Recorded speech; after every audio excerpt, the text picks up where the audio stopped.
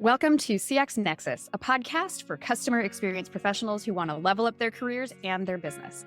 We're here to explore how collaboration, cooperation, and community can help your organization thrive. Each episode, we're going to have a lively conversation with professionals across a wide variety of roles to explore what they do, where they've found success, and to share the best lessons they've learned so that you can too. And who are we? We're two experienced community professionals who believe that collaboration is the key to success.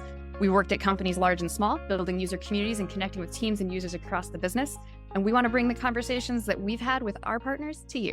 Hello, and welcome to the CX Nexus podcast, where we explore all facets of customer experience.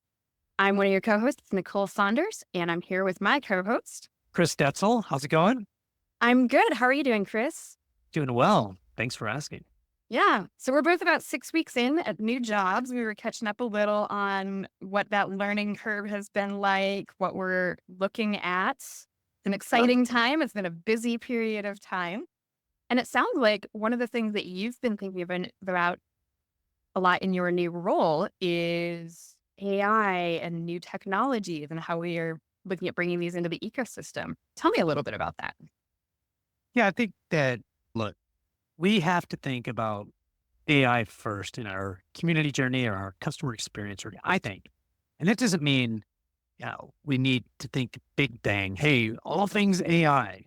No, I don't think that. But, because I don't think the technology is there yet. So when you think of some of these platforms, they're trying to figure it out. We're trying to figure out, but there are technologies out there and thinking around how to think about AI first. So I'll give you an example. A lot of companies are building chatbots, and what they're doing is, and we were doing this at a previous company, and we've done this at my current company, is it's building a model that you can feed that with, whether it's documentation, whether it's community posts, whether it's specific to your company and to your product, and then for those.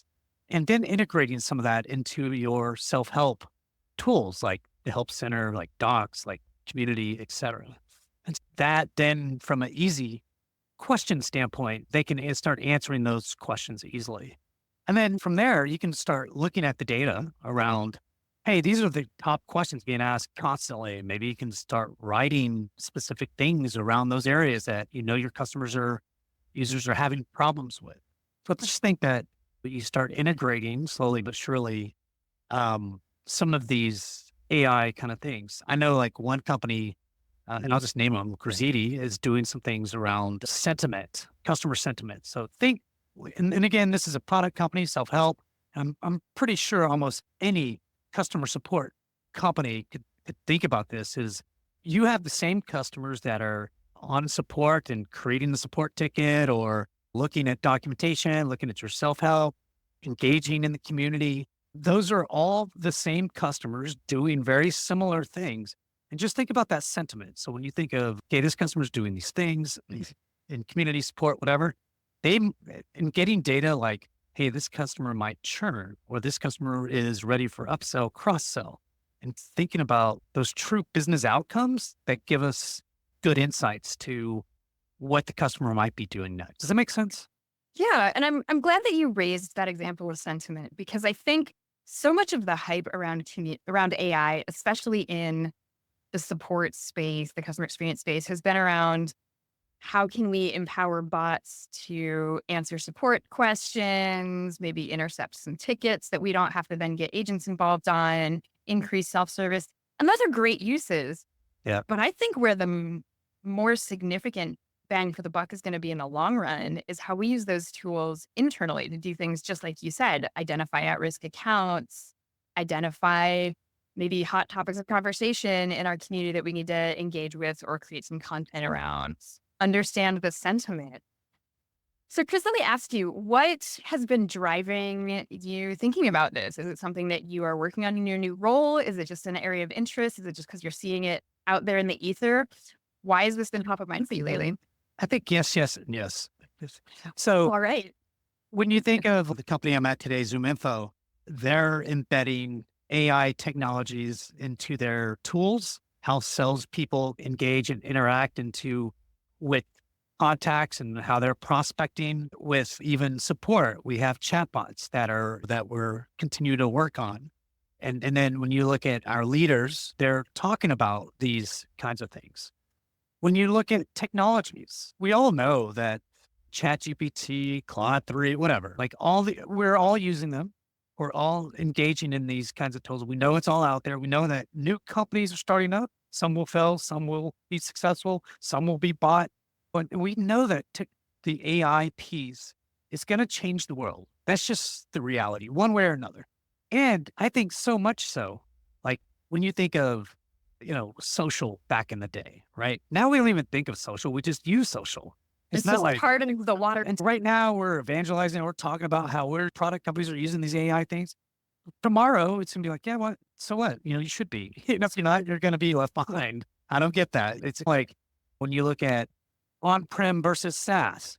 You have on-prem? Oh my God. Like, why wouldn't you use SaaS? Some of that's changing again. But so I think that yes, to all of those questions, because it will and has already changed our lives. And we got to figure out how to incorporate that into our daily jobs. And whether it's community management, whether it's customer marketing, whether it's support, whether it's inside the product, you're a product leader, right? Like you're building the products and your PMs, they're doing stuff. Our customers want to do their jobs easier. How do we do that? How do we make their jobs easier? Whether it's saving time, whether it's, getting this quick hit kind of thing out, we're learning, we're doing a bunch of stuff. So I don't think we, all of a sudden just stop everything we're doing and, hey, implement AI. I think we now incorporate AI, but we think of that first. Hey, can I add AI to this community or to this customer experience, through those things? I mean, I just think it's, going to help us do our jobs faster, get us better insights over time. And then, even think of moderation. Like there's lots of different ways. I think, you get these huge communities and you might not have to hire all these moderators to moderate it. You might be able to just do some AI things. Have some examples. Anyway, does that make sense? Well, it does. At the same time, I don't know that there's a ton of value in people throwing AI on top of stuff for the sake of throwing AI on top of it, so much as keeping it in mind as a tool, right? When you have Yeah. a challenge that you're trying to solve in your community, like how do I scale moderation? Is there an AI capability out there that could help you with that? Any of those challenges. You mentioned, Chris, looking at Graziti's sentiment tool. What are some other examples that you've seen of really great uses of AI, either in the community space or more broadly in customer experience and support? I think that, it's the basic things that you already know and everybody else already knows, but tools like Claude 3 or Anthropic or OpenAI's kind of tools, allow us to do already our jobs easier, right? I was talking to one platform company that says, hey, look, the first iteration of our AI is we're going to do it from a blog standpoint, right? So we'll allow your customers from a platform standpoint to create blogs, or you can create blogs using our AI tool that's going to be embedded into the product. That's the first step is how they're doing that. The other pieces are, beautiful thing about, I'll give you an example. Like I was using Claude 3 the other day and I had all this data around, why customers want a community, why our customers want a community. I just used the copied and paste, didn't have their emails, but just had their reasons why they wanted to use it. They had a 1 to 5 on certain things. There's probably like 150, question or answers to specific questions and things like that. And I thought, man, that's a lot of questions. What's the output here? What's the value here? And so what I did was throw it into Cloud and I said, hey, look, give me an analysis and understanding, quick hit of why these customers want an online community. And boom, I said X% wants this, X% wants that. And then, it was like this whole entire kind of view of what my customers want and how they want it, right? And so I copied that, pushed it into a doc and saved that for later and say, hey, our customers want this RevOps community because of A, B, C, and D. That's what they said, And so I think that you can get analysis from there. I think you can, start blogs from that, like transcripts that let's say I was doing a webinar, for example, and we went deep into the product or whatever, and it's very technical. just take that transcript, push it into Claude 3, 5, or ChatGPT. And then it gives me this blog or write up or summary of exactly what we talked about in detail, right? It does have some of the, you can get picks from it, but I wouldn't use that for the blog. But we have PowerPoints and things that people created or titles, or you can get titles of webinars. You can get, what we want to talk about on the webinar, things that we had to think about intensely writing a blog, or, hey, what do I call this webinar? Or what are some descriptions of this webinar? You don't need that anymore. I'm sorry. Like, I don't like, does it stop us from thinking? Maybe, but everybody's using it and we need to be smart about using it. But I think, you've got to use these tools because it makes it easier. Absolutely. Like I think about where some of the places that I found that it's been really helpful is with the stuff that we do over and over in community. Like when you have a user groups program and you're hosting dozens of user groups every quarter, hmm it gets tricky to rewrite those descriptions and make it sound interesting each time, right? And a lot of people don't want to take the time to do it. But if you can throw that into a GPT transformer and have it quick adjust, pull that information in, reword it in a different way, that can be a really easy way to do things. I also think about how much time I used to spend like taking notes in meetings and then writing summaries and then sending them out. And it's so amazing that AI can just do that now and just take care of it for you. Now, I always go back and tweak it and polish it up and make sure it's all correct and all those things, but it saves a ton of time. And I think that it can be just these little shortcuts. And often when I've talked in the industry about implementing AI in the past, it's been these big enterprise level implementations of predictive analysis and chatbots. But I think every employee could be using it just to make a couple tasks a little bit more efficient, a little bit easier, getting over that initial hump of, I got to write this thing and I don't even know where to start. That's where these tools can be so handy. There's no more writer's block. What is writer's block anyways anymore? Writer's block is really, I think it's partially imposter syndrome. It's when they're saying at the page, like, I can't come up with anything amazing enough to accomplish this thing. And you totally can. You just got to get started. I had that experience the other day. I was trying to write a song and I just didn't know where I wanted to start. And I just grabbed a line from a poem a friend had written. And just that little trigger helped me write a whole song out of it. And I think that the GPTs and everything like that can really help just get those initial ideas out there and come up with something a little bit new, a little bit fresh. Like I said, especially when you've got recurring programs and you need to put a new spin on it, it can brush it up for you really quickly and easily. How are you thinking about, and not to put you on the spot, but to put you on the spot, one is you have employees. There's a couple questions there. How do you encourage your employees to use it or not use it? And then how are you thinking kind of the overall strategy and the things that you're doing? Because you own community, you own customer marketing and some other stuff. So how are you thinking about that?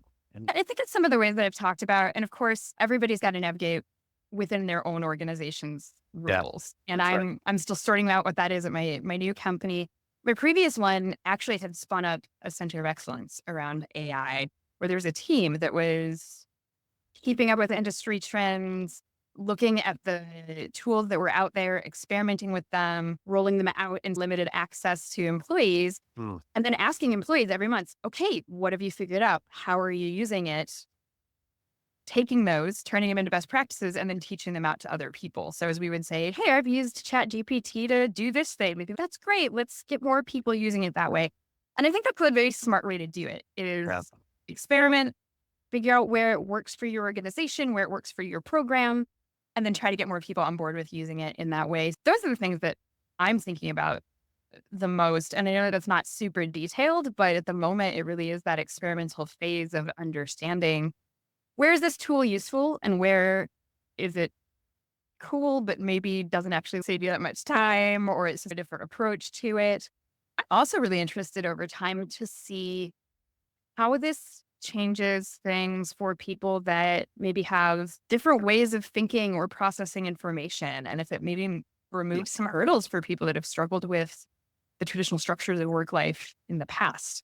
I'm interested to hear about those kinds of things if anybody has come across them. Now, Chris, you're speaking about this at an upcoming virtual community conference, the Refocus, coming up on October Gosh, what month is it? It's gone by so fast. October. It is still September, but it's next week, actually, October It 1st. is. So I don't know if this podcast will be up. I'm sure it will be out right at the Yeah. same time, actually. Probably around the same time. So you're speaking about AI in support communities or just more In broadly? communities over broadly, and it would be somewhat similar to this. I have this guy named Ed that is very well known within the community space. I feel a little like imposter syndrome a little bit, but Shout out to Ed. We love Ed. yeah, he's great. But yeah, and you are as well talking about something. What are you talking about? I'm going to be talking a little bit of back to basics, talking about communities for support and really how they can impact that. Because even as the community space has evolved so much, I think that support is one of the critical foundation blocks for communities, right? You have to build the trust and the usefulness of the community before you can do any other stuff that communities can do. And it's interesting coming in to a space where there's an existing community and seeing what's there. And it's a good reminder of how critical those foundation blocks are. So I'm Yeah, really I excited can to have learn a that lot from discussion. you. I'm sure I'm going to learn a lot from. I'm going to try to go. I don't know what time it starts, but if I don't have anything that day, I'm going to that time. I'm going to make sure to because that's what I'm doing today. I can Yeah. certainly learn from you. I mean, you built a support community at a support company. A thing or two about support communities. I've learned a lot over the years about what works and what doesn't. And what's so interesting about it is it keeps evolving too, right? Yeah, There's the things that were true 10 years ago. Some of them are still true. Some of them have changed. And I think AI is actually been one of the biggest factors in that. I think it was first bringing in chat kinds of support and then now starting to have a lot of that automated. And before, but I think that communities for support both remain very important, but Mm, also communities have to be able to do more than support because as you've got AI and chatbots and accelerated knowledge management via AI taking over a lot of the self-service support, the questions you're going to see in the community are going to start to be the harder ones where yeah, people are really, it's going to be a shift. That's interesting that you said that. it's going to be like a shift where people aren't going to be coming in and asking the basic, hey, where's this setting? Or like, how do I Yeah, build this thing? They're going to be coming in and saying, okay, I read the article and so I know how to use the setting. But has anybody ever used the tool to do XYZ? And so the questions you're going to get in the community are actually going to be the ones where people really need the help from somebody else who has done this or done something similar to it before. And that's going to be questions that a bot can't answer, an article doesn't answer, maybe even your agents can't answer because they haven't actually done the thing and can't tell you from experience. And so I think that communities are going to increasingly pivot to being about that hands-on experience and people really sharing about and connecting with that. So one of the places where I'm really interested to see AI go is finding ways to identify other users that have similar use cases that you should follow and connect with, because ultimately that is the deep value of community. And today, I don't know of too many technologies that are really great at taking 10,000 users and saying, hey, here's a little cluster of people that have similar things, yes. and here's a little cluster. We let them self-organize with I feel groups like and things AI like is a that. huge potential for that. Yeah, but there's this huge matchmaking potential out there. And I think it's just going to become ever more critical as those questions do you get more complex and do you get more focused on actual experience? Yeah, I think that when you think about the matchmaking piece, and I love that you said that because I think it's something I'll be talking about a little bit at the conferences.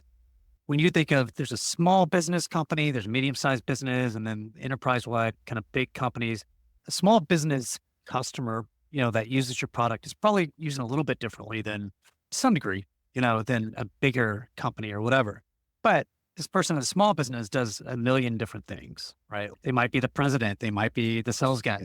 Maybe they have 5 people or 7 people versus these enterprises that have teams of 50 or something like that. So there's probably opportunity to say, when you think of the matchmaking piece is, hey, this person's a small business. They have this many people. This is their role. This is what they're trying to do.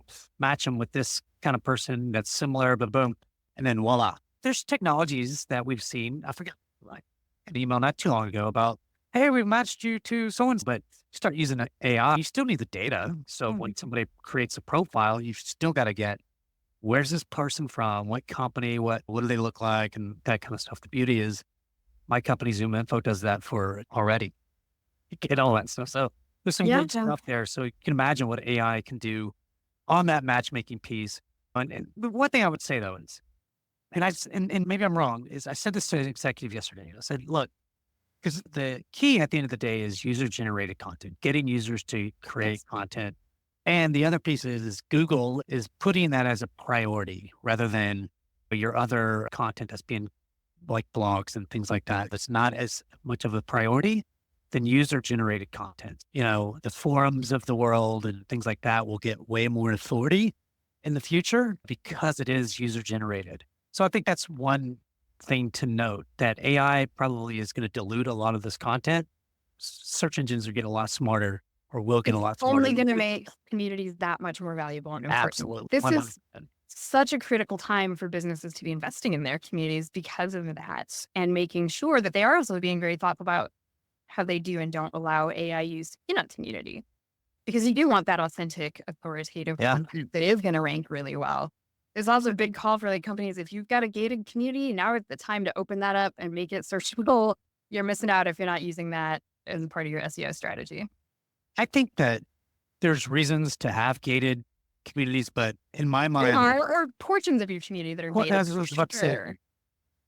when I think of support communities, most of that should be open to the public, right? Yeah. And if it's not, you're missing out a lot of nice, gooey SEO, organic traffic.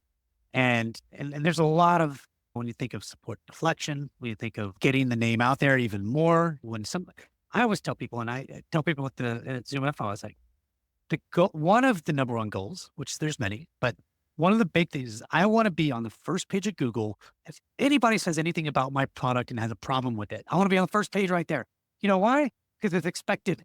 We do it all the time. And if it's not on there, I'm frustrated. Now to go find it on support, or I got to go find it somewhere else.